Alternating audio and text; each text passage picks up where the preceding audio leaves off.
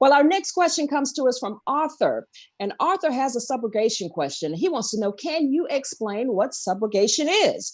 And does it really mean that any money from a lawsuit has to go to pay back the insurance company?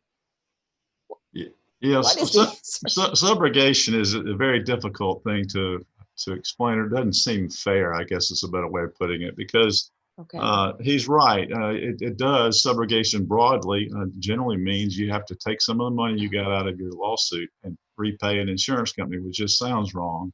The law is evolving. There's some things, if you have health insurance, they want their money back if they paid medical bills. Their position is that we wouldn't have had to pay these bills if that guy wouldn't have caused this wreck, so we get our money back.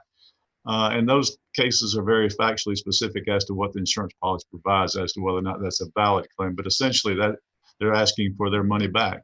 Medicaid, Medicare, if they pay bills and you file a lawsuit or have a claim arising out of that accident, they too are going to say, we want our money back. We wouldn't have had to pay these bills if you wouldn't have been in this accident. Each of these entities that have a right to subrogate, that is, get their money back through you, have different rules, and some of them are pretty good about reducing their claim if you don't get a significant amount. Sometimes there's legal arguments around them. Some things steps you can take to get around some of them, but that's a very long answer. That he's right. Mm-hmm. That's an insurance company getting money back from your recovery potentially. So I was going to ask, does it happen often? Does it happen often? It does happen all the time. But I'd like to add one little thing to it. And again, I've got a story that goes with it. We had a man who was 74 years old. He was injured badly he was actually going to work at 4:30 or 5 o'clock in the morning. He was injured badly, and he worked and had worked for Delta Airlines for many, many years. And the way their insurance is set up is, what do you call it, BJ? Self-funded ERISA plan. Self-funded ERISA plan. And if it happens to be a self-funded ERISA plan, that means they don't have to negotiate their claim at all. They can claim all of their money. And this man had $700,000 in medical bills. Well, the case took 5 or 6 years to get resolved, and knock on wood, we got a substantial recovery for him in a multiple $million-dollar result. But Delta, or their insurance carrier, wanted their $700,000 back, and they were unwilling to cut one penny off of it. And we held, believe it or not, $700,000 in our escrow account for over a year and a half. In fact, it was just short of 2 years. But through working diligently, and we have a lawyer here who is specialized in that. She is obsessive compulsive about trying to get people all the money they can get. And she discovered that the bulk of the $700,000 was for treatment of conditions that the man had predating the wreck.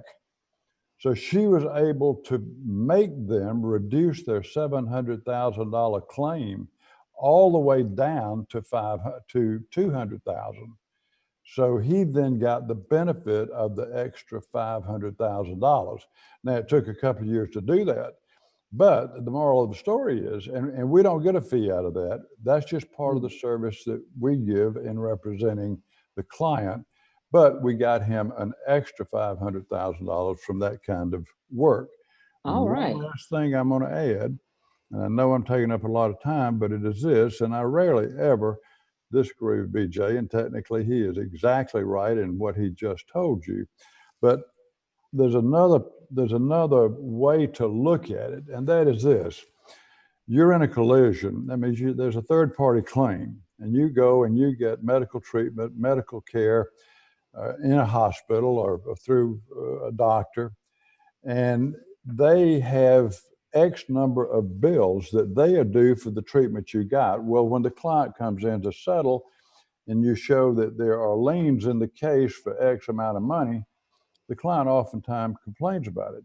But what you have to remember is the client is not only getting the settlement that we resolved, or the verdict if it goes to trial, they're getting that money the medical provider is entitled to the money they paid for his care and treatment. But what else did the client get besides the money he's gotten as a result of the case? He's gotten the benefit of the medical care and treatment from that provider.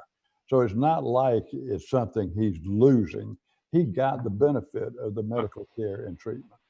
Okay. And that's an important point. That is an important point. Thank you for bringing that out.